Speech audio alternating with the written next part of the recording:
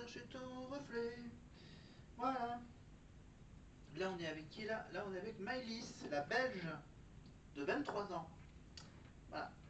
Qui n'a pas le même succès que Delena. Voilà. Donc oui, on parlait de Marine. Évidemment, Marine.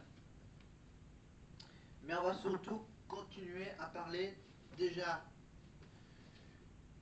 du bouquin sur elle, Olivier Ruiz, La diva aux pieds nus, aux éditions les éditions des étoiles, et aux éditions Michel Lafon, bien sûr, le livre sur Grégory par sa mère, Laurence Le Marchal, évidemment. Voilà, sous ton regard. Voilà. Après c'est pas trop la peine que je vous raconte le truc de Jennifer. Voilà. Jennifer, la Révolution, édition Michel Lafon. Voilà. Voilà, je peux aussi faire la même chose avec Vincent Lagaffe. Hein? Attends, vous voyez pas là Vincent Lagaffe? Petit? Voilà. Son bouquin, le titre de son bouquin, Je m'appelais Franck. Et il vous dit pourquoi il s'appelle Vincent maintenant. Lagaffe. Voilà. Texte intégral, là c'est le petit format de poche, hein, pocket. L'autobiographie bouleversante de ce grand animateur du Big Deal, tous les vendredis, 21h10, RMC Story, Canal 23 de la TNT. Et on l'a entreaperçu cet été dans le rôle de méga gaffe à Fort Boyard. Voilà, Vincent Lagaffe, donc sur RMC Story et sur RMC Découverte, je crois, ouais, sur RMC Découverte, où il fait l'émission SOS Garage, où il essaye de remettre au propre des garages qui ne marchent pas en France. Voilà, il fait un peu le Philippe Etchebest des garages pour RMC Découverte et sur RMC Story, donc le Big Deal, tous les vendredis, évidemment avec Bill, les Gaffettes, l'émission qui a fait un succès à TF1, fin des années 90, début des années 2000. Qu'est-ce que j'ai comme bouquin? Évidemment, on reste sur RMC Story avec évidemment les grandes gueules, les 20 ans des grandes gueules, évidemment sur RMC et sur RMC Story depuis quelques années. De 9h à midi, évidemment, Olivier Marchal, Alain Marchal et Olivier Truchot, faut pas que j'inverse leur prénom. Les grandes gueules, donc on lira quelques petits morceaux aussi de ça. Et en parlant de télé, peut-être un peu de radio, on viendra toujours à cette fameuse année en région avec vous, avec Cyril Ferraud, évidemment, tous les midis, sur France 2, tout le monde veut prendre sa place. On le retrouve sur France 3 aussi pour Duel en famille, évidemment, aux alentours de 17h. Voilà, 17h15, 17h20, je crois par là. Duel en famille sur France 3. Et je vous rappelle, les samedis soirs sur France 2 avec 100% logique, la réponse est sous vos yeux. The Floor, évidemment. Et le tout dernier jeu pour la rentrée, c'était le jeu Intuition, évidemment, qui sera le plus proche. Voilà.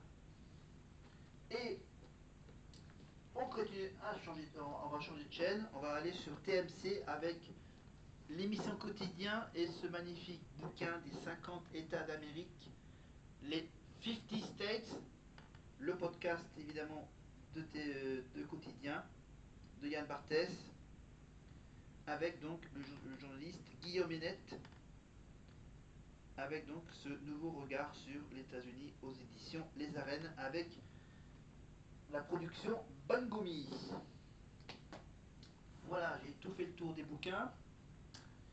J'ai fait tout le tour des bouquins. Ah, il y a un petit problème. Ah oui, j'ai fait appuyer sur le bouton retour. Alors hop là, on revient au Prime. On était sur quoi là? Ah oui, là on était sur Ebony et Malice. Voilà, je vais hop là avancer un peu comme ça. Nanana. Hop, j'avance, que je pense que. Donc Donc la marraine de l'année dernière, c'était évidemment Clara Luciani. Évidemment, pendant que Clara Luciani fait sa présentation en tant que marraine, je vous rappelle que pour 2025, on fait appel à un parrain et une marraine. Le parrain international, c'est bien sûr le chanteur Ed Sheeran qui sera le parrain. Et la marraine, c'est... Et c'est qui? Et je vais vous dire qui c'est. Ah, que je retrouve. Les parrains et marraines. Nanana.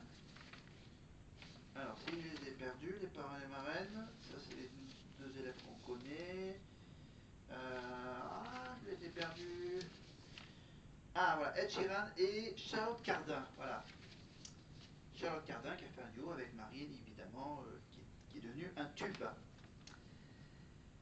Mais, évidemment, pour les primes de cette nouvelle saison, ils ont presque tout changé. Toujours le plateau 217 à la place Saint-Denis. Le vendredi et le samedi, 21h10, 23h30, évidemment, avec l'after, animé par Karima, dans le bus, évidemment, sur le chemin du retour entre le plateau et le château. Les décors de 2000 m², flambant neuf, les images projetées sur un écran qui a été agrandi d'un tiers, voilà, qui s'ouvre comme avant évidemment, qui s'ouvre par le milieu. Le tapis roulant qui a été ajouté pour permettre une mise en scène sur les tableaux. Une avancée centrale qui a été créée pour relier la table des profs à la scène principale. Le rideau rouge évidemment pour cacher les techniciens qui installent les décors entre chaque prestation. Voilà. En fait, voilà, je vous fais un petit résumé rapide du texte. Évidemment, comme chaque année, le château va changer de look. Évidemment. Il y aura le retour du bureau du directeur sera de retour évidemment pour faire ses petites convocations et conseils des profs.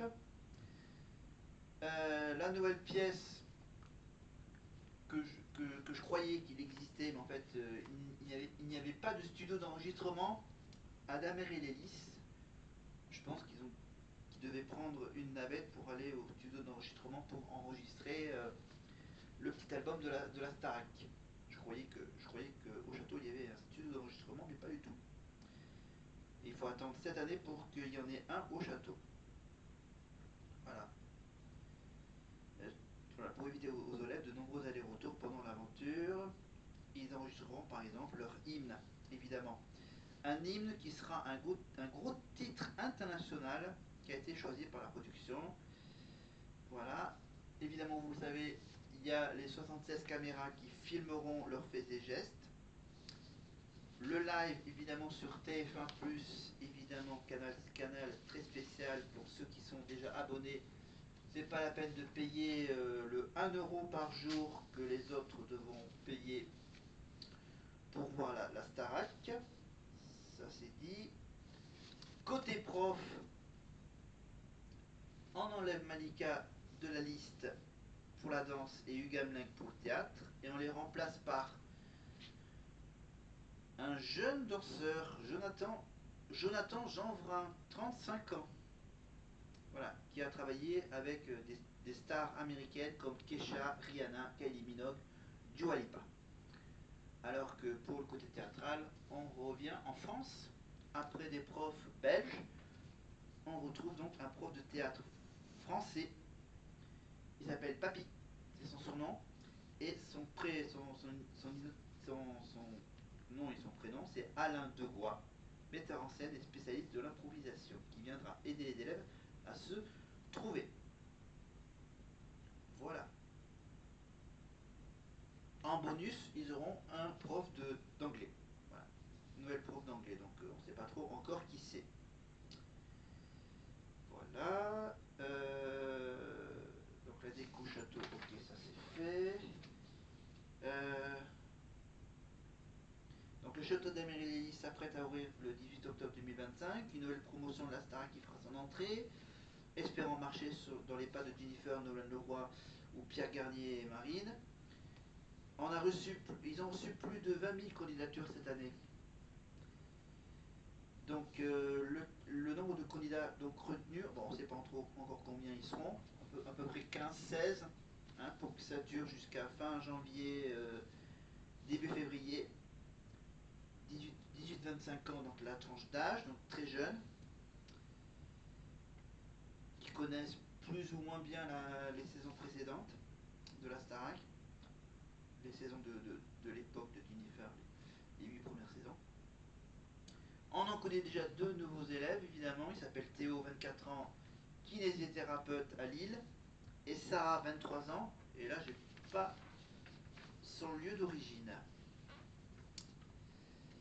Tac, tac, tac. Donc, les parents et les marraines, ça j'ai dit.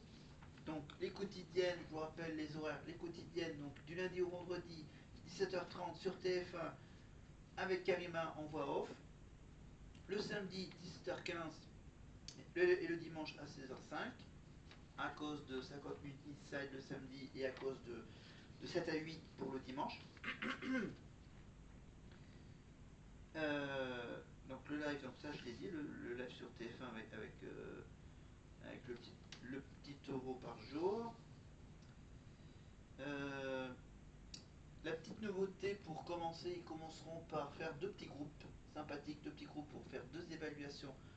Une partie le lundi, la deuxième partie le mardi, pour que ça fasse moins long pour les lives, évidemment, pour les fans de la Starac, pour ceux qui suivent les évals en direct le matin depuis chez eux. Quand ils seront moins nombreux, évidemment, ils feront une seule éval, évidemment. Voilà. Et Karima, bien sûr, est toujours dans le bus à 23h30 à la fin du prime, quand ils repartent au château, évidemment.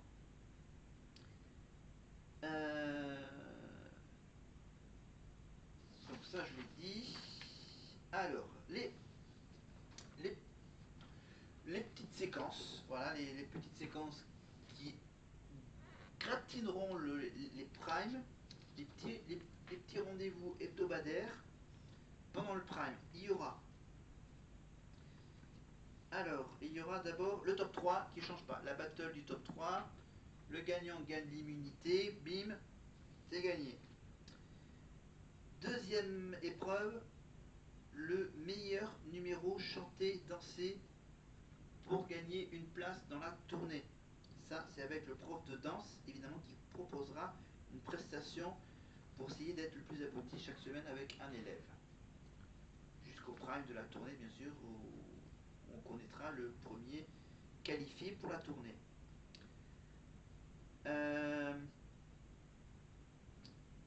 Alors, le candidat qui gagnera la battle du top 3, si je comprends bien, le gagnant du top 3,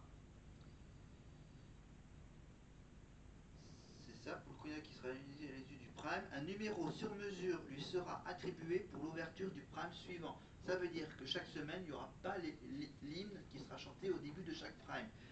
Parce qu'au début de chaque prime, ça sera le number one, le gagnant, l'immunisé, qui pourra chanter donc en premier pour ouvrir le bal.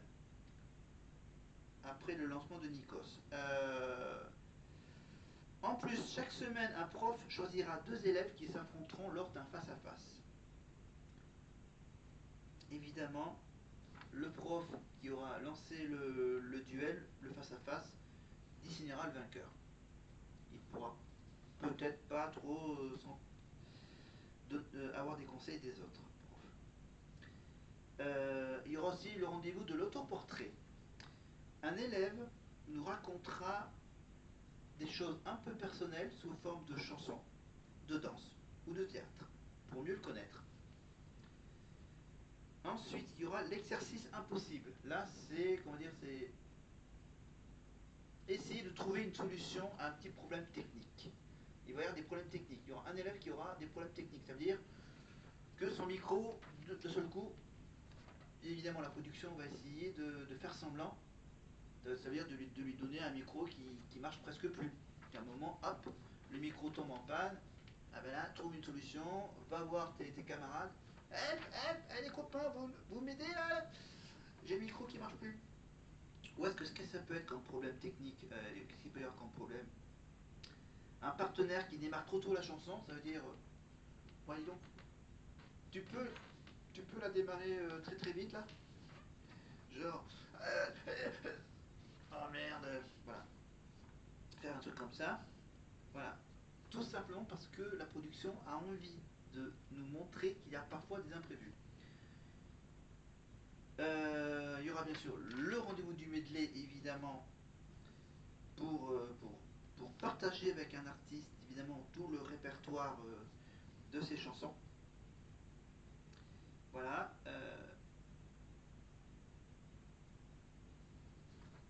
Pour ce medley, bien sûr, il y aura une mise en scène qui sera travaillée avec l'artiste, évidemment, ce que l'artiste a envie de faire avec les élèves comme mise en scène pour mettre en scène son medley. Et il y aura aussi, bien sûr, 2 primes spéciaux. Alors, il y aura le prime, évidemment, avec les anciens, le retour des anciens élèves de la Starac, évidemment. Ça peut être ceux des 2 dernières saisons, soit ceux qui sont un peu plus âgés. Et il y aura donc, en plus, il y aura bien sûr le prime de la 200e. Ça veut dire qu'on arrivera à 200 primes depuis 2001. Voilà, ils ont fait une 100e au bout de 5-6 saisons. Et là, on fait 200 primes, on fait le 200e prime. Si je comprends bien, je crois qu'ils doivent compter tous les primes, hein, même les primes d'énergie 12, de la saison d'énergie 12. Voilà, en comptant les 8 primes, enfin les 12 saisons. Les 13 saisons, oui, en comptant les premiers primes de la saison 13. Voilà, donc c'est à vous de faire le calcul voilà, pour savoir à quel moment à quel moment vous pensez qu'ils vont faire le prime anniversaire. Ils vont fêter la 200e, le 200e prime de Nikos.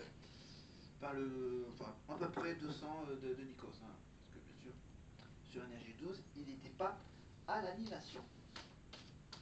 Bon, bah du coup, il faut que je fasse un grand retour en arrière.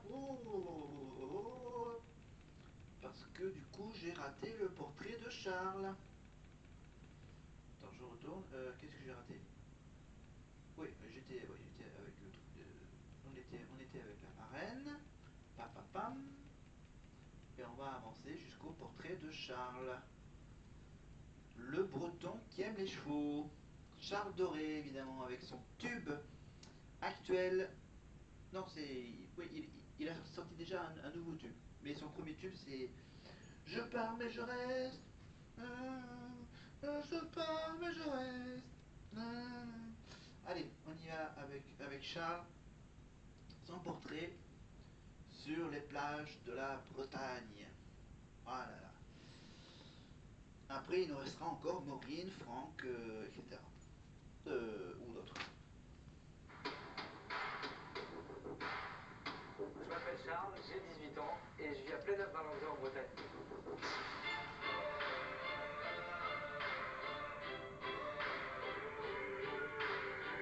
L'équitation, j'en fais vraiment depuis que je suis tout petit. C'est une passion qui me permet de m'évader. J'ai Gypsy depuis 1 an. La relation que je partage avec Gypsy, c'est vraiment une relation de frère et sœur. Elle représente beaucoup de choses, elle représente beaucoup de travail, elle représente beaucoup d'amour, elle représente énormément pour nous. Mais maintenant, je peux vraiment prouver que je suis pas juste un cavalier, je suis aussi un chanteur. Les gens commencent à me connaître comme le cavalier, mais je chante depuis que je suis vraiment tout petit.